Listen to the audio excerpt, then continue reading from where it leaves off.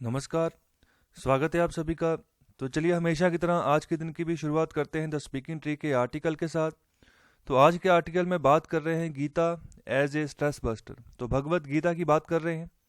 तो author starting में अपने बारे में यहाँ पर बता रहे हैं कि मैं जो मेरी हैबिट है वह है चिंता करने की। जैसे आम लोगों की मोस्टली आदत होती है कि चिंता में ही रहना, चिंता करते रहना, एक चिंता से निकले दूसरी चिंता फिर डेवलप कर लेनी। तो यहाँ पर ऐसी ही आदत थी ऑथर की। तो उन्होंने यहाँ पर इसको कैसे ख़त्म किया तो उसके बारे में ऐसे चर्चा कर रहे हैं कि जब यहाँ पर उन्होंने भगवत गीता को पढ़ना शुरू किया तो तब उनको यहाँ पर रियलाइज़ हुआ जो गांधी जी बात कहते थे कि the Gita is the universal mother, her door is wide open to anyone who knocks. तो ये बात उनको यहाँ पर रियलाइज़ हुई कि जो गांधी जी यहाँ पर हमेशा कहते थे कि यूनिवर्सल मदर है, जो भी इसका दरवाज़ा खटखटाता है तो उसके लिए खुला है। तो वो यहाँ पर आके गीता को पढ़कर जो है अपना आत्मज्ञान जो है उसको यहाँ पर एक्सप्लोर कर सकता है और जो भी उसको परेशानियां हैं उसको दूर कर सकता है। तो यहाँ पर बात कर रहे हैं कि जो गीता है इसके अंदर गहरे फिलोसफिकल कंसेप्ट ही नहीं है, हम इसको ही नहीं पढ़ते हैं। ये हमें जो सिद्धांत होते हैं, जो टेक्निक्स होती हैं, कैसे हम किसी चीज़ के ऊपर काबू कर सकते हैं, तो ये भी बताती है। तो ये तभी मुमकिन हो सकता है अगर हम अच्छे से पूरे जो हमारे रोम रोम है उनको लगाकर अच्छे से प्रैक्टिस करें फुल सिंसेरिटी के साथ।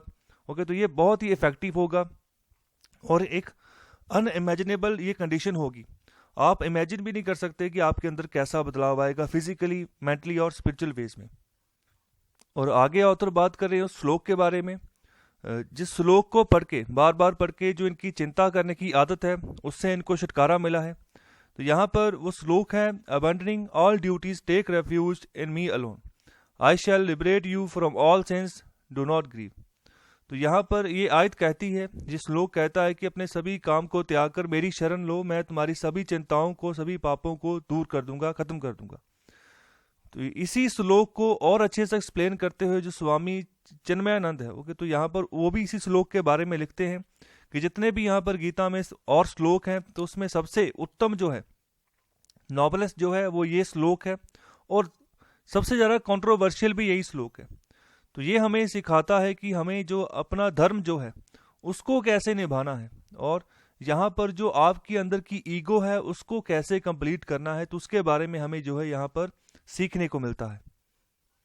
और आगे यहाँ पर ऑथर बात कर रहे हैं कि कैसे जो है, जो यहाँ पर श्लोक अपना मैसेज कन्वे करता है, तो कैसे जो है नेगेटिव टेंडेंसी से हम बच सकते हैं। तो यहाँ पर सीधी सीधी बात कर रहे हैं कि अपने आप को सरेंडर कर दो हाई पावर के सामने, मतलब वो स्पिरिचुअल पावर जो है उसके सामने अपने आप को सरेंडर कर दो।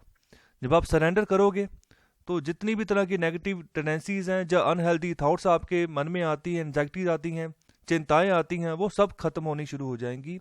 तो ये तभी शुरू होगा जब आप सरेंडर करोगे, जब आप आगे बढ़ोगे और अपने दिमाग को, अपने माइंड को जब खोलोगे, मन को खोलोगे बिना किसी थॉट्स के रिजर्वेशन के। मतलब पहले से ही अगर मन जो है थॉट्स से भरा पड़ा है तो यहाँ पर आपके अंदर जो डिवाइन फ्लो है, इनफ्लो जो है, वो नहीं जा सकता है। तो यहाँ पर अगर आप सरेंडर कर देते हो तो डिवाइन इनफ्लो आपके अंदर, आपकी कॉन्शियसनेस में जाएगा, आपका दिमाग जो है वो दुरुस्त होगा, सही होगा और जो भी आपको गाइडेंस चाहिए होगी वो अपने आप ही आपको जो है, आपके अंदर जो है आपको मिलती जाएंगी।